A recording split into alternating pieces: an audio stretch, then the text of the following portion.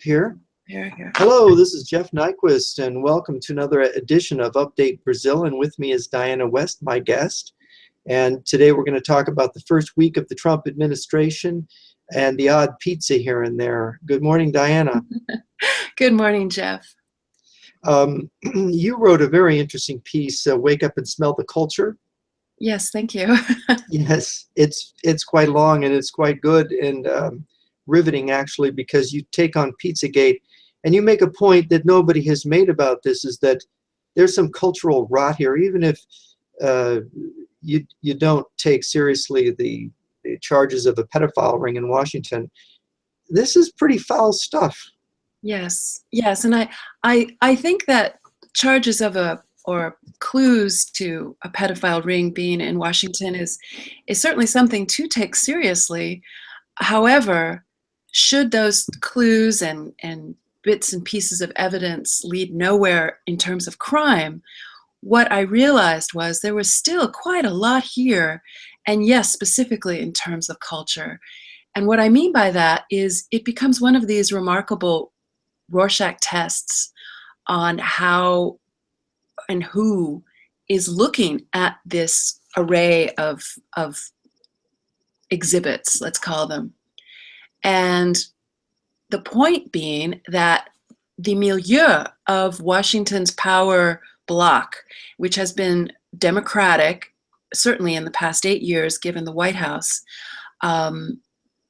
is tremendously peopled by people with degenerate tastes who are not afraid to flaunt them, who are indeed celebrated for them. And this was something that I was not aware of. I was not tracking this. I wasn't paying attention to these people. And I'm referring specifically to the very nexus of power in the Hillary Clinton and Bill Clinton organizations. And this would be going even more specifically to the Podesta brothers, who are very powerful Washington people. John Podesta served in the Bill Clinton White House, the Obama White House. He was helming Hillary Clinton's presidential campaign. And his brother Tony, with whom John and Tony some years ago started a very successful lobbying group with all the top clients, and not just in politics, but in business and internationally. And these two men and the people around them, which would include the Clintons, of course, are moving in a very, the press would probably call it edgy and applaud, but a very disturbing milieu in terms of what their activities, their social lives, their art tastes, which they indulge to great extent given their money, reflect. So this is kind of the real basic story of Pizzagate for me, because what it shows is that there are people in America who are looking at these sort of exhibits, which we can all share and look at online, thanks to the internet rather, and they see something troubling and disturbing and could indeed be indicators of actual sex crimes and child trafficking crimes, whereas the elites, which include the press and all the political poobahs, they look at it and they see nothing outside of the ordinary. And indeed, they have been serving as a wedge between what is disturbing about the evidence that's been uncovered in the whole Pizzagate story and the readers that they have and the audiences that they have, whether it's the Washington Post, whether it's Fox News. They have been serving to block their viewers and readers' understanding of what is driving people a little nuts online. And this is what I tried to get into in my essay. Yeah, it is driving, you could say it is driving people nuts. It really is a distracting thing, but I think that people don't realize evil is a very complicated thing, isn't it? I mean, the human being is a delicate, complicated mechanism, and there's some extent, I mean, you wrote a very interesting book on this subject, The Death of the Grown-Up, that there's all kinds of elements that go into a healthy culture and a healthy next generation, that if any one element is corrupted, it could corrupt the whole. Isn't that true? Yes, that is true, particularly with the incredible tool of mass media, which performs kind of a mass herd instinct role in terms of creating a herd instinct, in terms of frightening the individual out of his own natural impulses or inculcated impulses toward good and evil, or just understanding of what is right. And if, not to speak in riddles, but for example, if someone like a Tony Podesta hangs in his vestibule of his glorious Kalorama, Washington, D.C. mansion, which Kalorama is a very exclusive neighborhood. The Obamas are moving in there. Ivanka Trump is also moving in there. Diplomats and so on live there. Beautiful area. People come into his showcase home and are greeted by a sculpture which is inspired, if that's the right word, by a photograph of one of Jeffrey Dahmer's victims. A headless cadaver in a contorted shape. This is hanging there. That's just number one, exhibit number one. Now, people look at that and have a different reaction.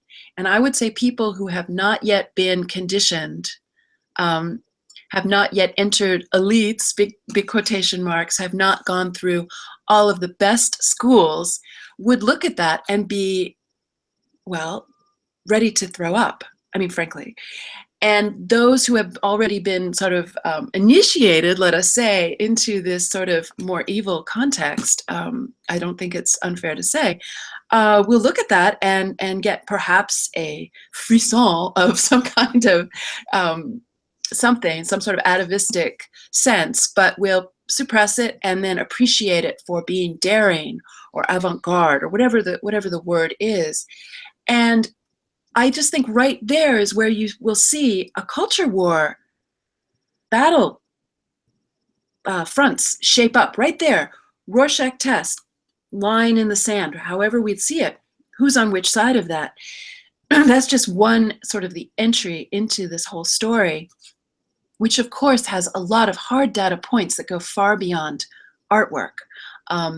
We can talk about some of that as well, but in terms of why some people, many people, are deeply concerned and actively so, and spending great amounts of time trying to do their own detective work and research, which is frankly uniquely available in our time because of the internet.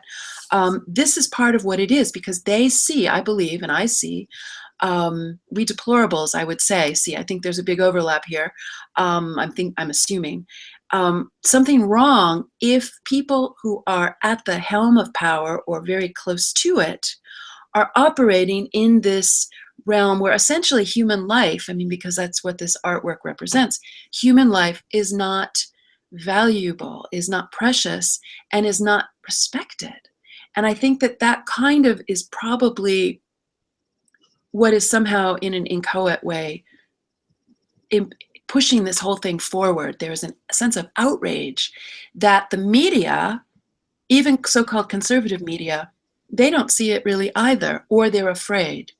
And so that is kind of where we are with this particular story. Where it goes, we'll see. I'm thinking of Eric Verglin, who I'm reading. I've been reading the last couple of years. And he wrote an interesting thing, Hitler and the Germans, which I'm going through.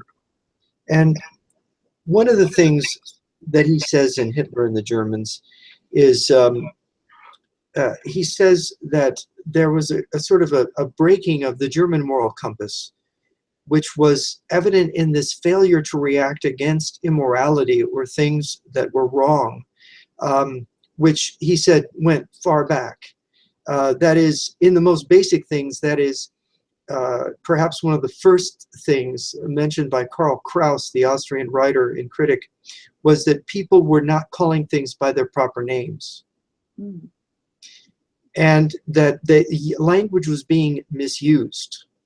And of course, now we have all this thing about false news and about facts and alternate facts and reality and alternate reality. And one of the points that he makes is that there's two realities.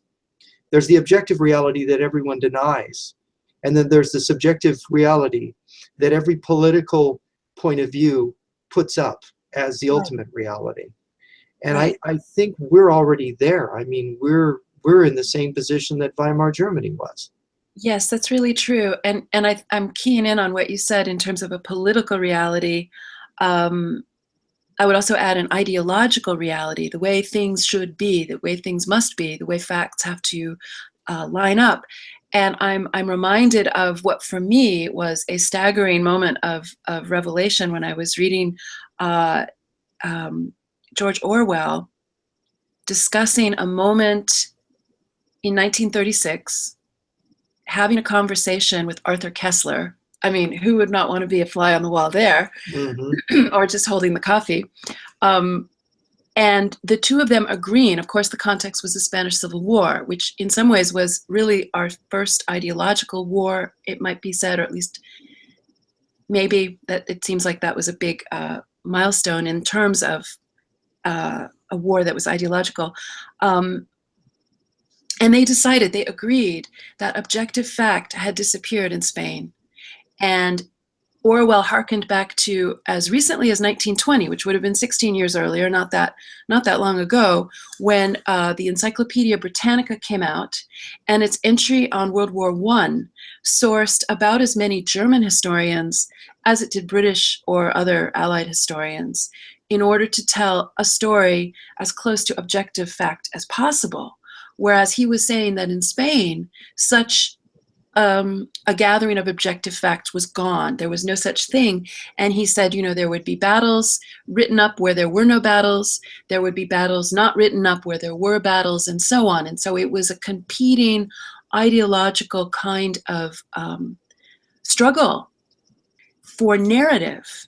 And of course, this is a lot of what fascinates me when I look at history and the narratives we as a people has been sold. And that certainly is the subject of my last book, American Betrayal, where this anecdote I put to good use. Because one thing I always like to come across reading history is something like a beginning, something like a first time, or at least I know it's hard to ever find a first time, but something where two great minds like Kessler and Orwell actually agree that something's different now that we did not see as very recently. And that, I think, is our points to seize on and try to understand really clearly. And I would say, bringing it forward, I mean, I think we're all victims at this point and casualties of these same political struggles for narrative that, again, always override or try to, or pave over is probably a better way of thinking it, individual attitudes and instincts. The individual becomes prey to this, and a lot of it is intimidation. A lot of it is just being overwhelmed by the mass.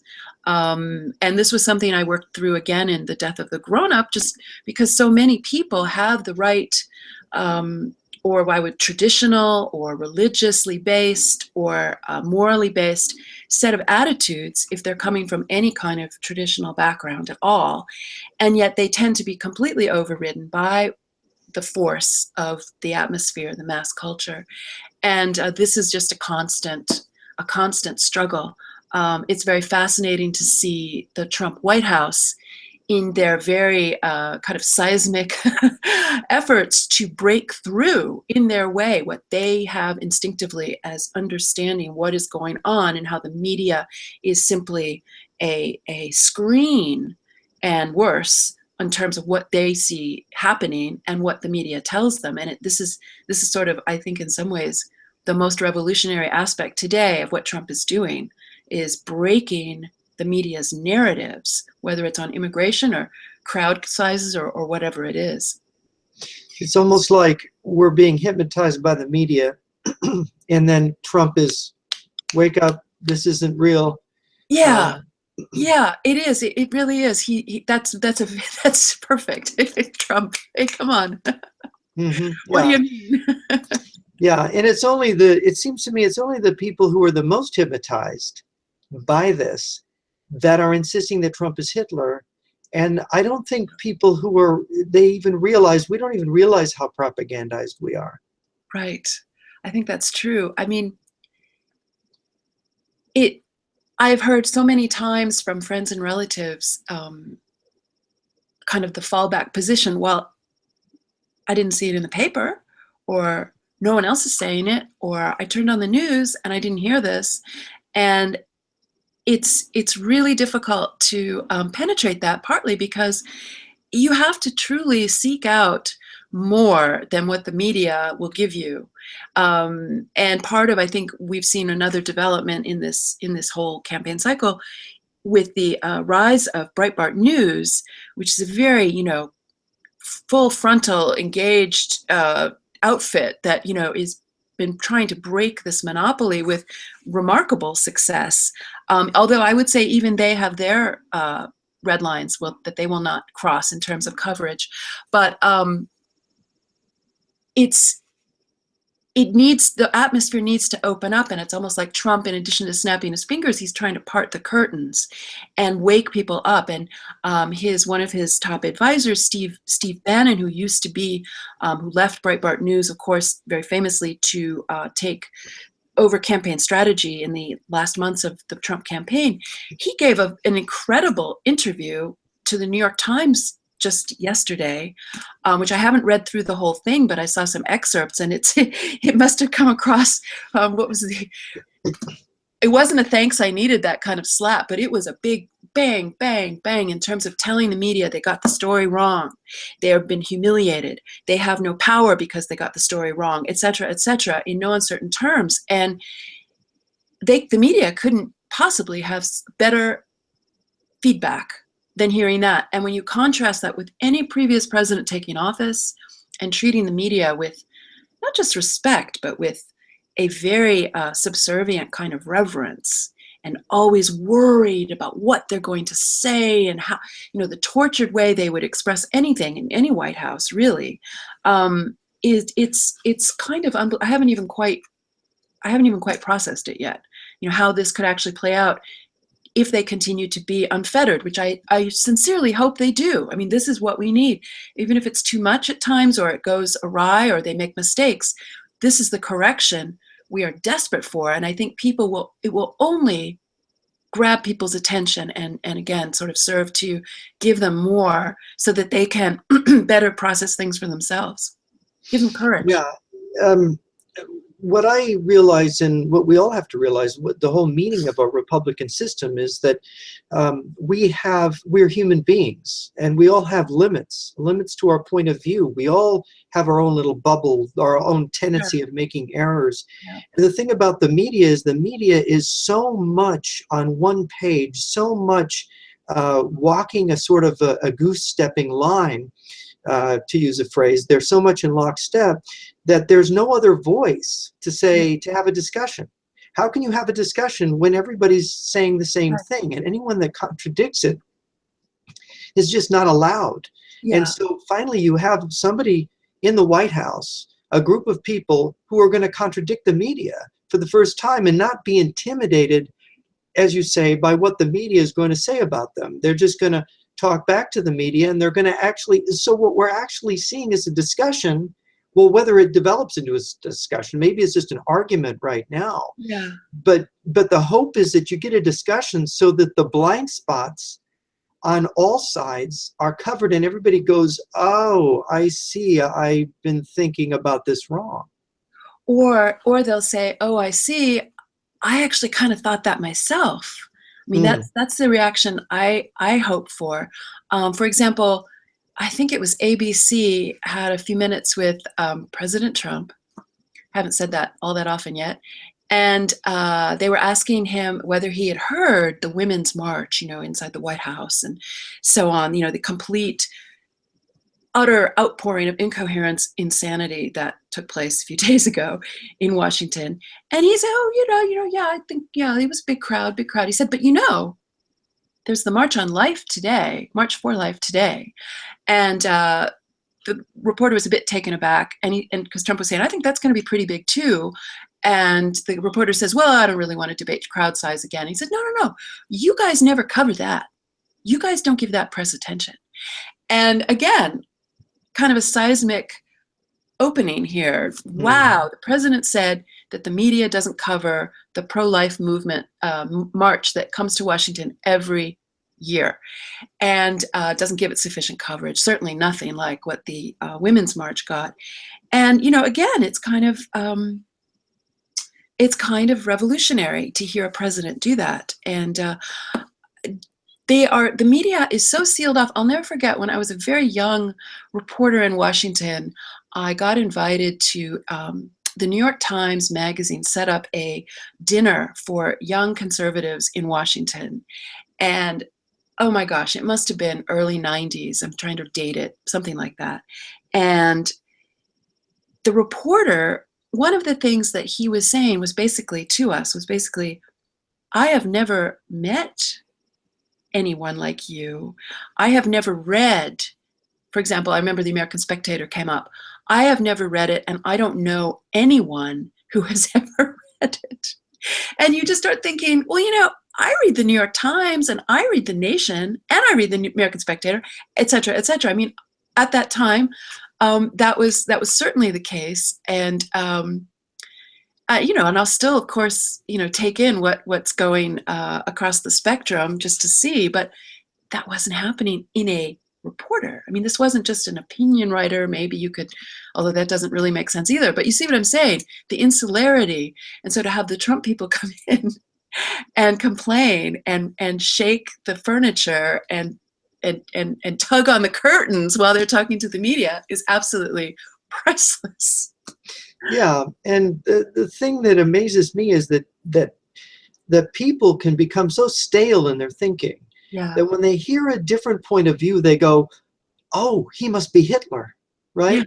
I Right. mean, how do they get from Trump, who's just kind of an old-fashioned American conservative populist, to he's Hitler? I mean, how do you? I don't understand. I mean, he's not an anti-Semite. He's not a racist. I mean, he's not a Nazi. He's not a National Socialist. How can he be compared to Hitler? This is kind of, and Hitler, of course, in our culture, in our political culture, is the ultimate symbol of evil. Right. So, I mean, that's kind of interesting that they would go there. Right. Right. Well, it's probably because in our time of meager communication skills, shall we say, Hitler just fills a void, a stock character at this point. It denigrates what Hitler was. It blunts our understand. I mean, it's just the most. It's not just irresponsible. It's stupid, and it kind of shows how primitive communication has become. If that is the go-to, oh, I need something really bad. What's really, really bad? Well, Hitler's really bad. Yeah. And then they say that, and they try to make it stick in such a way as simply to trigger emotional reactions in people out there. It becomes kind of a contest. I mean, I think one of the most important things that I hope Donald Trump, and I'm sure he does, he's so canny, but one of the things I really hope he understands and that his people understand is that all of his power comes from the people in the most basic way. In other words, he has no power base in Washington whatsoever. There is not more than a single Republican, basically. I can't think of anyone offhand, but there's no one who's in office or in the bureaucracy that really has any of his interests at heart. He is the outsider, and he cannot curry favor with anyone in Washington. He has to continue to speak to the issues that brought him to Washington, that energized these 63 million people who voted for him. And so long as he stays true to them, which is his political program that he got this mandate for, he will succeed as best anyone could. If he shades it, if he cuts them out, if he starts trying to appease Capitol Hill, etc., leadership, etc., he's done because he will lose the people. It's kind of the most amazing balance I think I can remember seeing in terms of the importance of this relationship and the absence of a relationship in town, and how that remains, in my view, a good thing. So long as he's at odds, he's doing the right thing, because everything he came to Washington on breaks the establishment that is still here and that hopes to outlast him and that hopes to undermine him and hopes to co-opt him, etc., etc. And there's some, we can sort of look at the White House and try to analyze how that will go down. But basically, so far, based on that inaugural address, I'm feeling pretty good. in basic terms, and based on his first, certainly his first, it's not even his first week on the job as we're speaking, I'm feeling pretty good about that understanding and about his resolve. Yeah, it seemed that looking at his inaugural address, that he was reaffirming that he was going to stick up for the people. He really was, and it was shocking. And of course, Washington and the media hated the speech for those reasons. And it was kind of interesting to watch the speech being given in that a select grouping of former presidents and so on, speakers and all, gathered there as he essentially gave a speech that repudiated everything they had all done. And that would certainly go from Bush to Clinton to Bush, the whole grouping. The elder Bushes were not there, but they might as well have been. They were ill. But the everything he said was the opposite of George W. Bush, was the opposite of Obama, was certainly the opposite of both Clintons sitting there. And that was, in some ways, mesmerizing to me, just the dramatics of it. And again, earning him no friends, except the people who voted for him. And those are his best friends and will remain so. And, that's why this is such a fascinating period. And I guess maybe that defines or is part of a definition of populism. I don't know, but perhaps that works into what defines a populist. Maybe it even defines republicanism, because the thing that occurred to me when I was listening to the speech was that Republican government is all about checks and balances. And as you talk about this very powerful establishment, both the media and the bureaucracy in Washington, the way they've tried to take control of everything. When you talk about that, and he talks about checking them, contradicting them, saying they're wrong, saying things need to be done differently. This is the ultimate check to balance the system, because if they all have their groupthink and nobody says no to them, what's going to stop them from taking the country over a cliff, which many of us believe they have been doing? Oh, sure. No, that's really true. And that's part of why I do hope that he goes forward with some of his cancellations of more of Obama's executive orders, particularly in such things as Obamacare, immigration. People were noticing, some immigration hawks were noticing that he had not yet canceled what's called DACA, which is essentially an amnesty for any child of an illegal alien who came here. That constitutes a 2-year, I may get the details a little off, but basically it gives workers permits, social security cards, it gives all manner of it allows people to work here on 2-year extensions. And it was something that was part and parcel of the so-called DREAM Act, which Congress refused to pass. Even nobody has passed this particular kind of amnesty for young people. And what Obama did in 2012 was essentially write law and enact it. And this is absolutely impeachable offense. I mean, my gosh, right there were so many like that, but that is imperial. Presidency is dictatorial. It is against the Constitution. And this was discussed actually in a remarkable hearing in December of 2013, where constitutional scholars were essentially making the argument for impeachment that never went any farther. This was House Judiciary Committee, fascinating testimonies. And one of the items was this idea of writing immigration law. So if President Trump wants to overturn President Obama's executive actions along these lines, the framework becomes a way of restoring constitutional checks and balances. In other words, it almost doesn't matter what the legislation that Obama wrote illegally is or relates to. It should be struck down as illegitimate because a president does not write legislation. And this is where you see the seizure of power, and Congress did nothing. They did nothing about it, and that was a huge failing. And part of the reason we ended up with Trump, because had Congress responded, particularly after the 2014 election, where they got the hugest sweep into office since the 1920s, had they actually engaged, started drawing up articles of impeachment, starting defunding these illegal acts of the president, the system would have been functioning, and it might not have, an outsider might not have had the same rage and upset to tap into and come to power. The system would have worked. In other words, you might not have needed, he might not have thought it was necessary for him to run, frankly, because I think he was looking at crisis and thought he should run.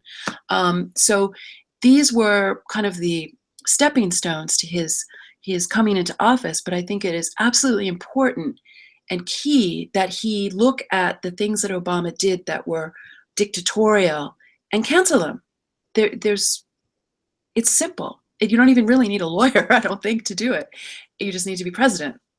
Right. And the President of the United States swears an oath to uphold the Constitution. And the Constitution, of course, gives the legislative powers to the legislature, to Congress, Right. to the Senate, and to the House of Representatives. And Obama did not do this. He violated the Constitution. As you say, this is impeachable. It's a violation of his oath of office. And what's interesting is that this establishment that you talk about, the kind of unity that it represents, means that the Republicans in Congress, who controlled both houses of Congress, would not move against the president when he usurped their power. Right. So that the checks and balances between the legislative branch and the executive branch had broken down because of the groupthink had extended into the Republican majority in the Congress. Yes. So that it was up to the people on election day to check the power of this President Obama, his party, because we know Hillary Clinton would have followed the same policies. That's exactly it. And that is why Donald Trump was part of the reason why Donald Trump was able to knock down like bowling pins his, was it 18 Republican opponents, including senators and governors and people so well connected and well financed and so on. And it really was, it really was the system working in its best sense, the people checking this usurpation. It was really, for me, where I turned personally, having been favorable toward Senator Cruz, where I really turned on him in terms of really examining his own failure to act while presenting himself as the constitutional candidate. And you actually look at the fact that among his colleagues, it wasn't just him alone, of course, Senator Rubio, et cetera, others, they were there and they did nothing to check the imperial president, even as they gave great speeches about the imperial president, and even as they understood the Constitution, gave them the powers. And this was a very interesting thing. It seemed to me that the argument against action that I heard in Washington was there was no political will for impeachment, and that impeachment had to somehow poll test well or something. But then if we fast forward to November 8th, we see that in a way there was political will for impeachment, in the sense that there was this rejection of the whole system.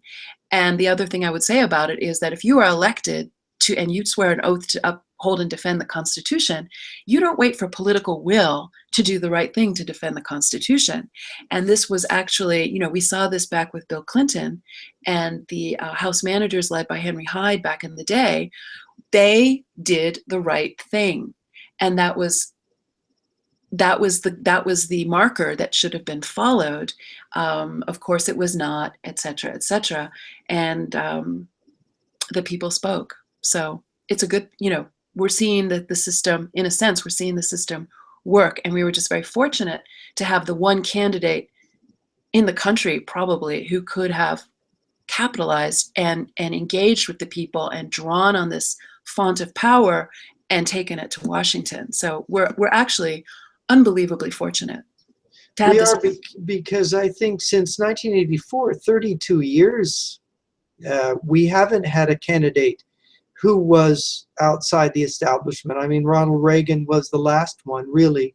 All the rest of them, whatever they promised, however they postured, all the rest of them basically coordinated with the establishment and gave in to the establishment.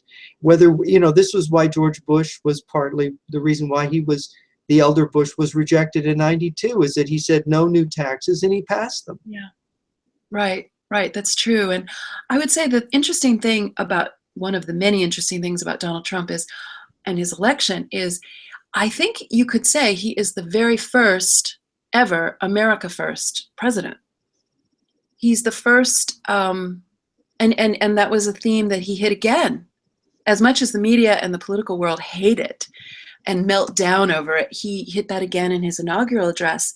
And what he is doing in this way, one of the things he's doing with this theme, is restoring hierarchy. He's restoring a hierarchy of nations that 100 years ago, let's say, was not even necessary to discuss. Maybe more than 100 years ago, because that takes in World War I perhaps, but just in terms of the first 100 years or more of our country, I don't think a candidate would have to say, oh, I wish to help Americans and America interests first over all the rest of the world. And I'm interested in American borders being secure over any other nation's border. I mean, I don't think that it would have to be articulated. It was a given. No, no, And absolutely. I mean, when the United States Senate in after World War I rejected joining the League of Nations, they were expressing that old-fashioned American opinion. well, exactly. And that would truly make his candidacy and his election extraordinary, because we were on an autopilot for complete dissolution in terms of nationality and sovereignty under Hillary Clinton in 4 years or 8 years. That it's hard to understand. It's hard even to conceive of what things would have looked like. And this is just a tremendous kind of screeching break on what had essentially been in progress, I guess you could say, given that the Congress rejected League of Nations, moving forward to the 1930s, really since the world order that Franklin Roosevelt was able to establish by virtue of having gone through World War II, taken the nation into World War II, which remade the world as we know it today. And essentially what Donald Trump represents is this atavistic, perhaps, or instinctive desire to reconstitute the nation and readjust or maybe reconceive of national interests in such a way that had not really been politically feasible since 1945 or 1941, perhaps, when the America First movement was essentially disbanded and due to the country entering World War II. And that is I don't think really people have a real grip on that, because America First as a organization, a national organization back in the 1939-1940 period, is truly, I think, misunderstood in terms of it was not strictly isolationist, Fortress America, etc. But there was this understanding that America had interests, America had values, America had responsibilities that were not the purview of the entire world, which increasingly became the stature or the standpoint of our nation, either on the right in multilateral and America leading international organizations, and on the left, pure globalism. And increasingly these two theories have merged, I think. And it's very interesting to see sort of this redux idea that America should be first in American hearts, which seems like the basic definition of patriotism, which of course was out of fashion for quite a while. But even as it's returned, the concept of it is very different, and it generally involves a very strong police aspect in looking at the rest of the world. And Trump has said he does not wish to continue in that foreign wars, regime change, etc., which he also reiterated in his inaugural address. I don't know that he has gathered around him a military and intelligence crew who share that idea, but we'll see. We'll see how that goes. Yeah, it's interesting. This also brings up sort of the topic of your book, because when you point to the 1930s and the end of America First in 1941 with the attack on Pearl Harbor, you're really kind of touching on the theme of American betrayal, that the country was infiltrated by people with a specific agenda, communists allied to Moscow. And they had a great stake in breaking down American nationalism, in making America a kind of tool of international socialism.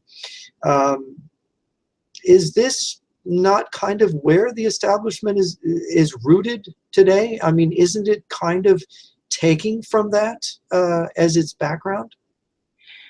Yes, in a word. And the extent to which, oh, I have to turn off my phone here.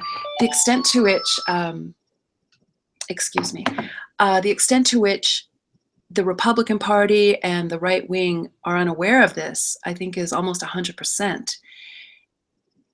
The thing that fascinated me one of the things that fascinated me that I wrote about during the election or during the campaign was sort of a statement of fact, or statement as fact, of what basically all Republican presidential candidates have run on. And I don't have the list in front of me. I could dig it up, but it was basically an idea of internationalism, free trade, massive immigration, and there was another. And these are all aspects or principles that I found when I went back to William Foster, who's then the chairman of the American Communist Party in the early 1930s, who published a book called Toward Soviet America.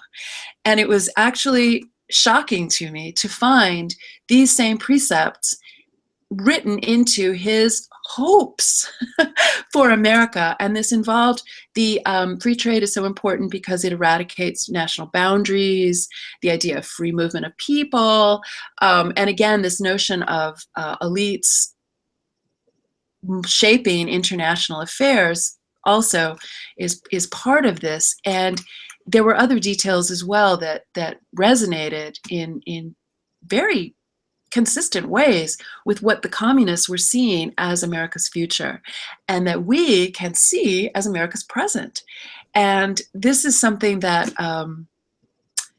confounds me, and in the sense that there's no real self-awareness or historical awareness that this kind of ideological core of international socialism has indeed infiltrated both parties, become basics of both parties, and I think is at the root of a lot of the just hysteria against Donald Trump's program, because it is so very antithetical to what they have sort of taken in with mother's milk, in a sense, politically speaking, as to what should be our political stature, and it's quite amazing, and how much he can reverse. I mean, I don't know how much he understands this. I don't know how much. It's kind of this interesting elephant in the room that we'll just have to wait and see. I would love to interview him someday and ask him about these things. Yeah, that would be interesting. It's interesting. When you destroy a nation, you have to create a substitute. And when we talk about this foul-mouthed women's march in Washington that just took place, where they're wearing the pink hats. Oh, and worse, yeah. And when you talk about this, you're suddenly saying, I'm not an American, I'm a woman. I'm not an American, I'm a Black Lives Matter. I'm not an American, I'm, the poor, the cripples, the whatever other interest group you want to create, so that suddenly you don't have a nation anymore. And it seems quite clear to me that the communists invented the system of divide and conquer, where they take people and they say, this is what you are and you're discriminated against. The system is against you. You've got to be for yourself. And then they eradicate national identity and replace it with this kind of identity. And have I lost something here in the translation? No, I think that's very true. Although I would add that if I had gone down to the march in my Make America Great Again red hat, I would have been attacked as a woman. I mean, it doesn't matter if you're a woman, if your ideas are wrong, or if you'd gone down with a pro-life banner or something like that, you were not welcome, and you probably would have been harmed. So it is another stalking horse for ideology. And I think that this is something we've always seen in these kinds of groups. We go back to the 60s and we see all these different cobbled together alliances of victim groups that were, or war protesters, or that were always ethnic groups and so on, racial groups. They were always ideological, not truly even representative of whatever their group claimed to be. I think, again, we can go back to FDR, who politically mastered the sort of victim group coalition in his own political career. And it was a way of dividing people. I think it also goes back to, probably has some relationship to Marxist efforts to divide people as well, along economic lines and other kinds of status lines. Yes, and I thought one of the nicest, really beautiful lines and very telling lines in the Trump inaugural address was something like where he said, "There is no prejudice in patriotism." And he was trying to speak to this idea that we are all Americans, and that being an American cannot possibly be prejudicial against any of these groups so long as we love the same country. And, you know, it's a wedge issue because so many of them live and die on not loving this country and you know, fighting against it at various levels. So yes, I mean, this is a very destructive moment. And when you actually see, again, speaking to the culture argument, when you see what those women, I've looked at lots of video of this march, not just whatever the media would give us, because of course they would sanitize as much as possible. It was so incoherent, so debasing, all in one, and so stupid. I mean, there were some Steven Crowder did a very tremendous video where he actually dressed as a woman and went down to the mall and did stand-up interviews with these women's groups who all embraced him. And on one level, it's very funny. On another level, it's real life, and it's not funny at all. But the revelations of their attitudes of white being, you know, evil people, white supremacists. It was incoherent and absurd. And you actually had former Senator Wendy Davis talking about how important it is for women to get money because women shop a lot. I mean, this was the level of the so-called feminism. I mean, the whole thing was crazy, but it was mainly debasing and ugly. And of course, even had an Islamic component, because one of the main organizers, a woman named Linda Sarsour, has all kinds of links to Hamas, has been a proponent of Sharia, which is the most anti-woman body of law on the planet probably ever devised in mankind's existence. And yet this was another stalking horse for, again, in other words, this was an ideological march. It was also very highly organized by George Soros money. There was something like over 50 groups in this coalition were actually groups that had Soros funding. And this was discovered, and actually, I will say, reported in the New York Times by a Muslim feminist who, interestingly enough, she must be fairly nominal Muslim as far as the law goes, but she identifies as a Muslim and a feminist, and she also voted for Donald Trump. And she, feeling as a feminist, she was conflicted because she thought she should go march with the women. But then she started looking into it, and she did the spreadsheet on this incredible amount of Soros money that went into the organizing. So again, we're looking at ideology, we're looking at dividing people, we're looking at debasing of the culture, but we're also looking at George Soros and other designs on using this movement as a vector of power in the Trump years. And we'll just have to see where it goes. I think they did themselves a huge disservice by being so insane. I think, you know, most people will look at that and just say, no thanks, but they'll be back. And I think maybe one of the things that's becoming clear to people is that when you have this idea of we're Americans, and this is something special that we need to protect, and these other people are foreigners, they're not us. And then immediately the left comes out and says, oh, you're racists. No, wait a minute.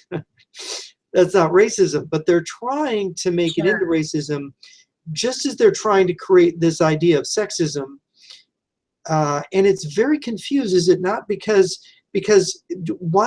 having a nation and needing to protect that, and needing to have a border, and needing to have ourselves together, conceived together, is not racism. It's just simply the nation state, which we need, which is our traditions. Right, right, and you just have to ask yourself, how could it be that the nation state, in the eyes of so many public servants and in the eyes of the media, has fallen into such disrepute?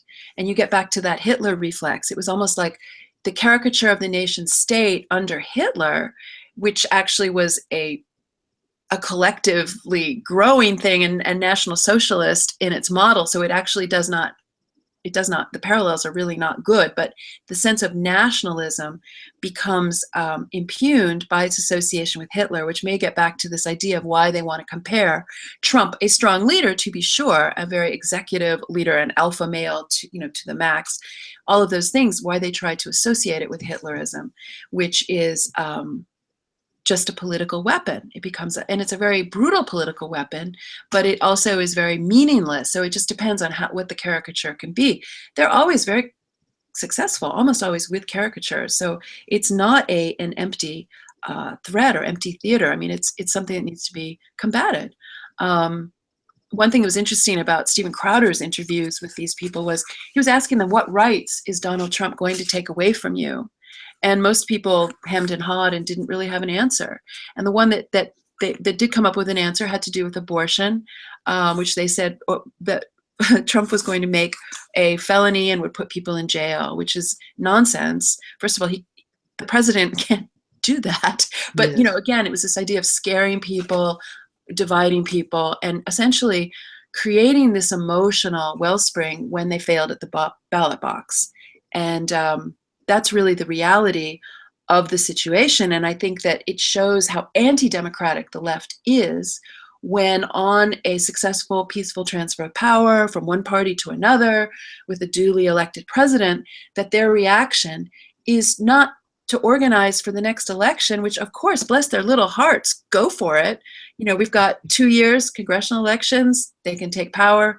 No, it's he's illegitimate, he's Hitler, he's taking away women's rights, et cetera, political theater, and maybe it makes them feel good, but it's very, very disturbing on one hand. But I think in the end, it does not serve them well in this political reality of 2017. Well, it's interesting. It's Margaret Sanger was the one that Hitler admired, and Planned Parenthood, the mother of Planned Parenthood, and it is really that this is, yeah, and this establishment is really socialist. Yes, in essence, it's socialist. And so, if Donald Trump is a nationalist but not a socialist, and they want to compare him to Hitler, the real problem with Nazism was the fact that it was socialistic, that it was the Führer principle. It was the state decides everything. It mediates everything. That's the collectivism that makes everyone have to obey fit one mold and go along with one set of ideals where there is no discussion. Hitler says this, there's no discussion from then on. It's all working toward the Führer. But here in America, we have what's called debate and discussion, or we're supposed to. But the left doesn't want that, and the establishment doesn't want that. And even the Republicans are cowed and intimidated. So they have not been making the discussion. Right. Or they've been making a discussion within very narrow parameters.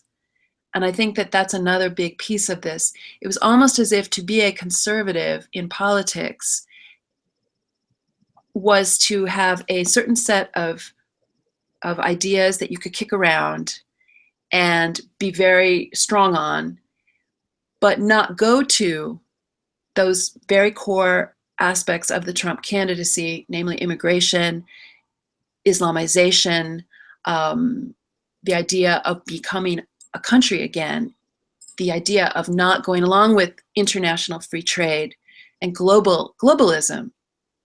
And it was almost as if he went outside the accepted conservative debate that the left tolerated and that the Republicans felt was the be-all end-all. And it was as if all these other issues were already agreed on by both parties, by both sides of the spectrum. We were free trade. We were moving toward global organization. we were moving away from having a border, which of course is something that the Bush family was very involved in, going back, and others, of course, Hillary, the Clintons, and so on, and many others. So in a sense, that is where you get this idea of what the uniparty, so-called, really is. They agreed on settled issues and let, the debate go on some of the other social issues or this or that. And that's what's so seismic about this kind of reality we have now, in the sense that it's shaking everything up, because we weren't supposed to talk about these things. And now he's actually, in his first week, he's reversed the whole immigration paradigm. I mean, he's done, I was talking about things he has not done earlier, but he's done remarkable things already in terms of reorganizing the border organization, reorganizing the lawfulness of federal money not going to sanctuary cities and so on, down the line. There's some very good, online, you can find very good rundowns of what his executive orders actually mean. And it's counter-revolutionary maybe. So yeah, it's really,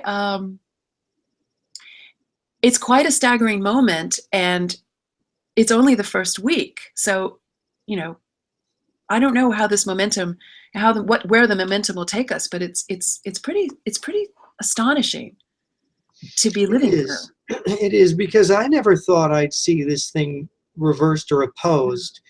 No. It almost looked like we were on the slippery slope when we were going to go all the way down into non-existence as a nation eventually. Yeah. I think that's true. And certainly Hillary Clinton had promised during her campaign that we'd have amnesty within 60 days. She was for open borders, all the rest. So the program, I think, would have just accelerated towards some kind of, form that would have just been deprived the American people of their own sovereignty and rights as citizens, just exponentially following the Obama years. So it really is just a complete halt, and now regrouping, which is just, to be, I'm just very happy about that, and hope that we can enlarge this to some of these other issues, indeed, including the cultural issue, which he has a lot of leeway on. And in terms of draining the swamp, one of the things I'm working on a piece right now is about the importance of draining the historical swamp. And by that I mean really opening up on the archival side and unredacting a lot of declassified documents from the FBI and other departments and agencies that really show us, I believe will show us, how it is we got to this place. And you and I have talked about this before, about how much has really been hidden from us. And indeed, American Betrayal in some ways was just kind of looking at the hidden information that has come out, some of the releases, and trying to make sense of it in terms of how it undermines the quote narrative we have been given going from FDR forward. I'm sure it goes before that and certainly well after that. And I want to make an argument that this should be the idea of sunshine and returning to constitutional values and returning power to the people. Because if these are government bureaucrats engaged in various activities, these documents belong to us. And I think that this needs to be done parallel to the rest of the Trump program. Yeah, the degree of the communist infiltration of the government, when you put it side by side with the censoring of Senator Joseph McCarthy 62 years ago, you suddenly realize that part of this groupthink that we have today that forces us into this forces the Republicans into this narrow range of topics they can debate, it began back then, didn't it? Yes, it did. And the McCarthyism piece of it is also very important. I'm glad you brought it up. I recently wrote an essay about how McCarthyism as a bad thing, sort of like Hitler, very much like Hitler, was again being recycled on the right. I just saw a whole lot of tweets go by from noted conservatives in media using McCarthyism as a way of defending Donald Trump. And this was ridiculous on its face, because it depended on the false that McCarthy did not uncover communists inside the federal government. And this has sort of been a tremendous block, this lack of understanding of McCarthy and many other investigators. People tend to think that there was one investigator of communism in Washington, and while he was the leading one, and in many ways certainly one of the most successful, if not the most famous, he had many colleagues on, not comrades, colleagues on both sides of the aisle. You know, he had Democratic counterparts in the Senate and the House, Republicans in the House and Senate as well. He was a Republican, of course. But they were finding many, many, many communists in all facets of American institutional life, including McCarthy's purview as the government. And so long as you don't understand that, it not only becomes impossible to conceive of an enemy infiltrating domestically, it becomes impossible to talk about it, because the moment you bring it up, that foreign intelligence agencies may be infiltrating us, whether it's Russia, whether it's Cuba, whether it's China, whether it's from the world of Islam, the Muslim Brotherhood, the Iranian lobby, etc. The moment you bring it up, you are ostracized as being a McCarthyite. And we can only look back just a few years to the plight of former Representative Michelle Bachmann, who simply wanted inspectors general to do their job and investigate whether there was Muslim Brotherhood influence at the main government departments on policymaking. And she had a lot of evidence that this was going on, and she and several congressmen tasked inspectors general to look. And it essentially was a career ender for her. She was crucified, and once again, by her own party. And this would have been John McCain, Marco Rubio, all the big names in the Republican Party, probably Paul Ryan, although I would have to double check. This is where we are in our state of ignorance. And I would say, speaking to all the malign actors out there, controlled ignorance. I think that it becomes a tool of our enemies not to understand communist infiltration as it was exposed at that time in an unprecedented and unsurpassed way. I think that we may underestimate the fact that it isn't just the Democratic Party that was infiltrated by the communists. They also infiltrate the right. They infiltrate the Republican Party. They infiltrate the conservative movement. And the problem there is that once someone gets that label, I'm a Republican, I'm a conservative, suddenly they're immune from any kind of discussion about whether their ideas are in some way destructive and subversive in their own right, but not subversive in a way that's easily recognized. You mentioned Rubio and you mentioned McCain. Rubio and McCain, if you look at so many Republican positions, they are sort of a contradiction of their own position, because they're undermining themselves in a very, very strange way, undermining their party, undermining those people who are telling the truth. And I think the dead giveaway, you can tell me if I'm wrong, is when suddenly there's this counterfactual aspect of what they're saying, and basically they're never brought to account for it. And people say, oh, well, they're just mistaken, or they have a different view. But actually, you can see they know better. Yeah, it's always hard to know what they know. I mean, I would say certainly John McCain knows the POW issue, the MIA Exactly. issue. And, that's the first thing that pops into my mind, because his role in the very famous hearings back in the early 1990s, looking into whether there were any POW MIAs still alive, whether they'd been sent to Russia or other communist bloc countries and so on. He seemed mostly to shut down things rather than open things up. And indeed, he sponsored a kind of law or regulation that essentially closed the files on these records. So yes, it is a puzzle. He is a strange thing. These kinds of things are always hard to gauge because, excuse me, the successful agent of influence leaves no fingerprints, and so it becomes something that you hope to find in archives. You hope to find communications.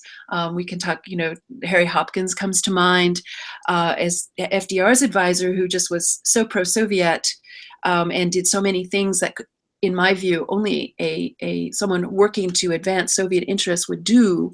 That it certainly draws tremendous attention as to whether he was working for or toward a Soviet future.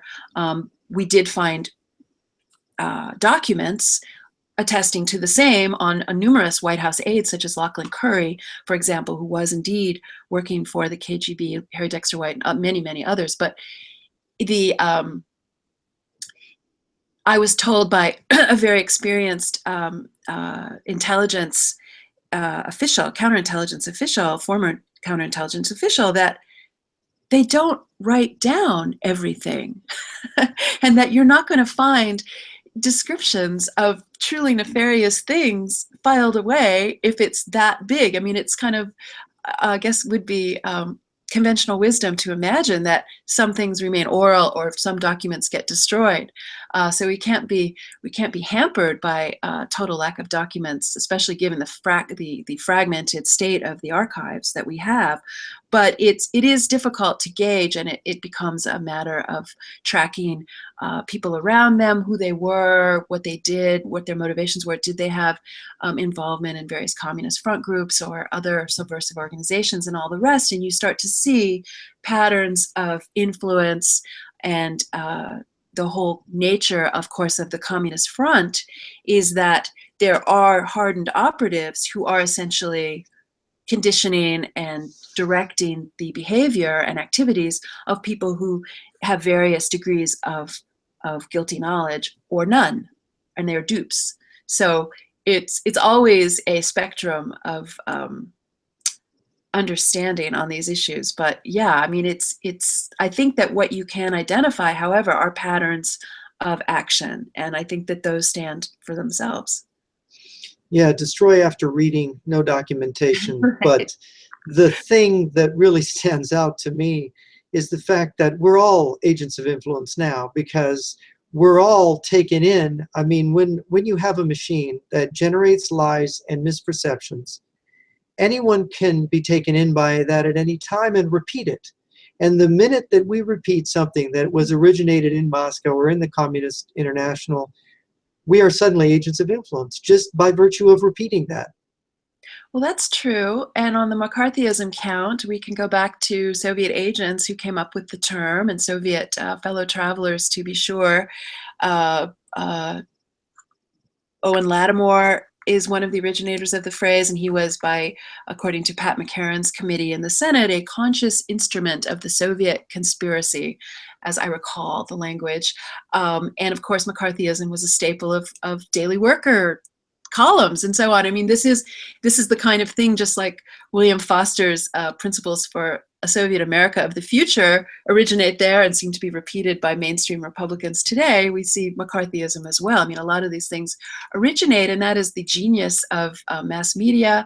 That's how big lies can be created and spread. And I think the early progenitors of big lies as means of controlling populations and democracies, they understood the importance of mass media. I mean, Lenin and Stalin and Hitler, they understood the importance of gaining control of media as a means of controlling people's minds. Of creating an echo chamber. Yeah, it does become that way, and you get enough people flapping their lips on certain points, and it becomes conventional wisdom in a way that 100 years ago, or maybe a little more, would not have been possible, because we did not have these kinds of organs of disseminating information. And now we have even more with the internet. So we can actually, I think we're so big now that so long as they don't shut us down, which I know they're trying to do, but so long as there is this sort of Wild West in terms of the internet, I think that we actually have a chance of competing and with these with the media phalanx. And you see in the selection of the White House press corps, I don't know if it's complete yet, but when I was reading about it, they were going outside the mainline dragon, dragons and actually inviting in some bloggers. And I heard there was going to be 5 seats reserved for people outside Washington, and, opening it up. And that's the kind of thing that I think a true journalist would only applaud, because you don't want a monopoly on news unless you are, as Steve Bannon told the New York Times about the media, an opposition party, which is one of the interesting things he said in that interview this week. He called the media an opposition party. And how can we say that's not correct when you look at the rate at which the media vote Democratic, for example? It's like 90-something%. Fascinating. Anyway, we've gone a little bit over our time, and it's been such a good discussion. Diana, thank you so much for being with us. Pleasure. Do you have any concluding thoughts about the upcoming weeks of the Trump administration, what to look for? This man is so surprising. I couldn't possibly predict. But I certainly hope he continues as he has started, and continues to confound Washington and the media, because then we'll know he's doing the right thing. Yeah, we will know. And Diana West, our guest on Update Brazil. I want to thank the listeners. If you like this program, hit the little yes button, and we'll be with you again next week with another show. Thank you so much for being with us.